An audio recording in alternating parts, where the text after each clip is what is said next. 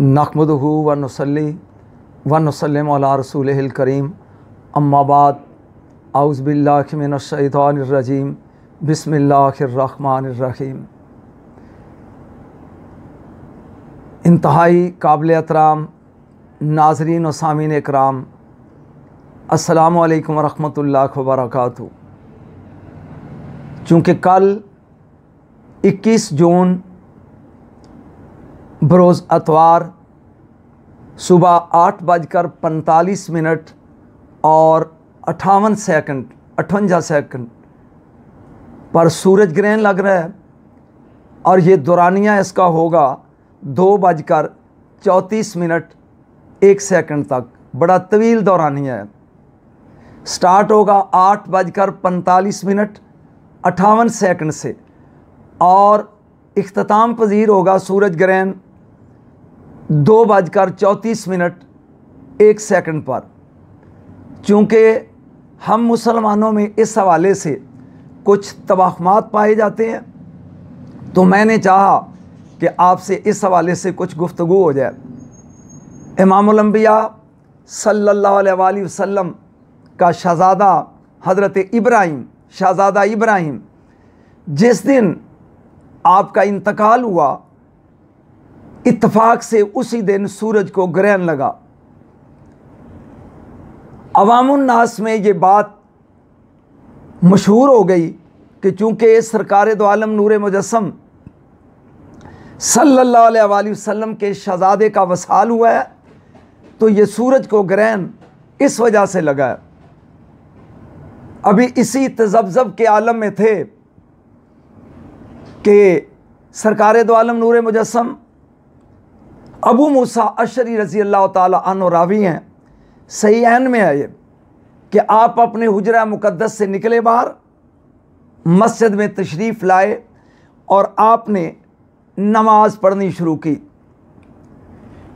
अबू मूसा Ashari रज़ी अल्लाह ताला अन्हु कहते हैं, इतना तवील क़याम किया कि हमने सोचा शायद रुकू नहीं होगा। फिर आपने रुकू किया तो वो भी बहुत तवील, सोचा शायद अब सजदा नहीं होगा। फिर सजदा किया तो वो भी बहुत तवील। ऐसे ही तवील नमाज पढ़ने के बाद जब सरकार दो आलम नूर मुजस्सम ने सलाम फेरा, तो हमसे मुखातब होकर ये कहा कि अल्लाह अज़्ज़ा व जल किसी की मौत व हयात के सबब अपनी ये निशानियाँ ज़ाहिर नहीं करता। क्या मतलब कि किसी की मौत या ज़िंदगी के तफ़ैल सूरज और चाँद को ग्रहण नहीं लगता। जब ये चाँद या सूरज ग्रहण लगे तो अल्लाह इनके ज़रिए अपने बंदों को डराता है। जब देखो चाँद को ग्रहण लगा या सूरज को, तो मेरे नबी सल्लल्लाहु अलैहि वसल्लम ने फरमाया, दुआ व इस्तग़फ़ार करो, घबरा कर उठो, ज़िक्र अज़कार करो। हज़रत इब्न अब्बास रज़ी अल्लाह ताला अन्हुमा आप फरमाते हैं कि नमाज के दौरान मैंने देखा कि जैसे आप 2 कदम पीछे हटे फिर आगे, जैसे कोई चीज़ हासिल करना या तोड़ना चाहते हैं। जब नूर मुजस्सम ने नमाज मुकम्मल की तो मैंने पूछा, या रसूल अल्लाह, आज तक कभी ऐसे नहीं देखा कि आप पीछे हट रहे थे और कोई चीज़ ऐसे जैसे पकड़ रहे हैं। तो आपने फरमाया, इब्न अब्बास, मैंने नमाज के दौरान जन्नत को देखा, तो जो ज़मीन पे खड़ा होकर जन्नत को देख ले उसे मुस्तफ़ा कहते हैं सल्लल्लाहु अलैहि वसल्लम।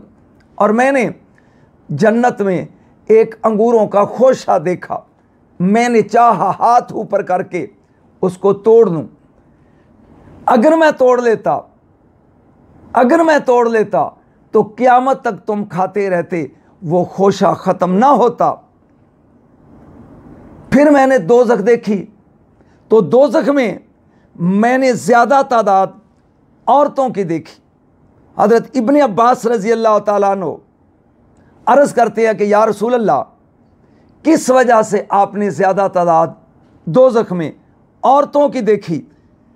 तो अल्लाह के नबी ने इरशाद फरमाया, कुफ्र की वजह से। अर्ज़ किया गया, या रसूलल्लाह क्या वो अल्लाह के साथ कुफर करती हैं? फरमाया नहीं, शौहर की नाशुक्री करती हैं, उसके एहसान का कुफरान करती हैं। अगर सारी ज़िंदगी वो एहसान करे और कोई बात उसके मजाज के ख़िलाफ़ कह दे तो कहेगी मैंने पूरी ज़िंदगी तो इससे भलाई नहीं देखी। तो ये शौहर की कुफराने नेमत की वजह से मैंने दोज़ख में ज़्यादा तादाद औरतों की देखी। सूरज ग्रहण की नमाज सुन्नत मुअक्कदा है, चांद ग्रहण की नमाज मुस्तहब है।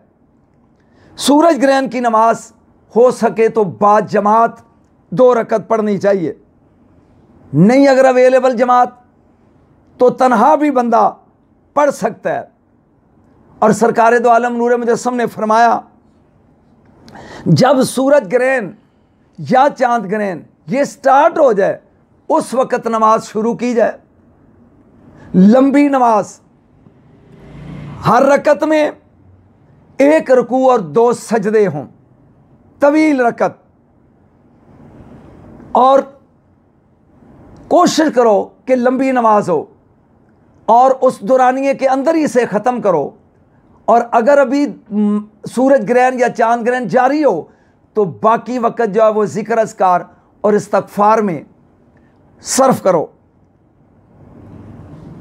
या रसूलल्लाह ऐसा वक़्त जिसमें नमाज ममनू है, ज़वाल का कोई वक्त है, नमाज उसमें नहीं पढ़ी जाती, तो उसमें शरीयत कहती है कि आप ज़िक्र अज़कार करो। नमाज का अगर टाइम नहीं तो आप ज़्यादा वक़्त ज़िक्र अज़कार में।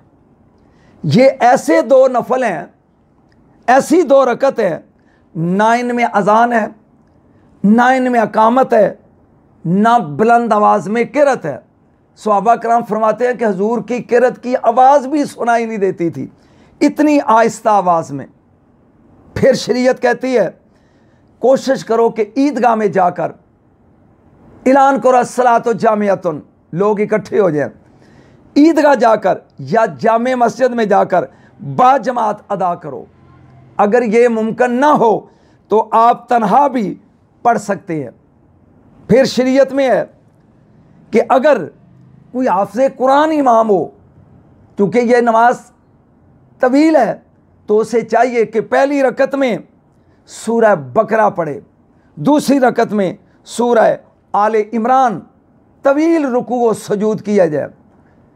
और अगर इसके बावजूद सूरज ग्रहण जारी हो तो बाकी वक़्त अपने लिए, अपने वालदैन के लिए, अपने हमसायों के लिए, अपने मुल्क के लिए, अपनी कौम के लिए, अपने मरहूमीन के लिए इस्तग़फ़ार और मग़फ़िरत की दुआ मांगने में ये वक्त सर्फ करना चाहिए। जी, अब आते हैं उन कुछ तवहमात की तरफ जो हमारे अंदर मशहूर हैं कि हामला औरत हो तो वो कैंची, चाकू या छुरी वाला काम ना करे। इसका शरीयत में कोई जवाज़ नहीं। यानी शरीयत में ना अल्लाह के रसूल ने यह बात बताई, ना ये किताबों में मौजूद है। ये वहम और तवाहम है जो हमारे अंदर मशहूर है। शरीयत में सिर्फ नफल पढ़ो, ज़िक्र अज़कार और तौबा इस्तग़फ़ार करो, ये ज़्यादा ज़रूरी है। दूसरी बात, सूरज के ग्रहण के हवाले से, चूँकि सूरज से अल्ट्रा वायलेट शुआएँ निकलती हैं, अल्ट्रा वायलेट रेज़, ये इंसानी बिनाई के लिए ख़तरनाक हैं। आमलात में भी अल्ट्रा वायलेट रेज़ निकलती हैं, लेकिन ओज़ोन लेयर की वजह से वो रिफ्लेक्ट हो जाती हैं, कुछ बचत रहती है।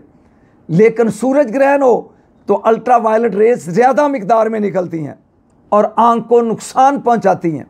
कोशिश करो कि इस दौरान सूरज की तरफ ना देखा जाए, बच्चों को बाहर ना निकलने दिया जाए, और अगर ज़्यादा ही शौक़ हो तो फिर अल्ट्रा वायलेट ग्लासेस इस्तेमाल करो।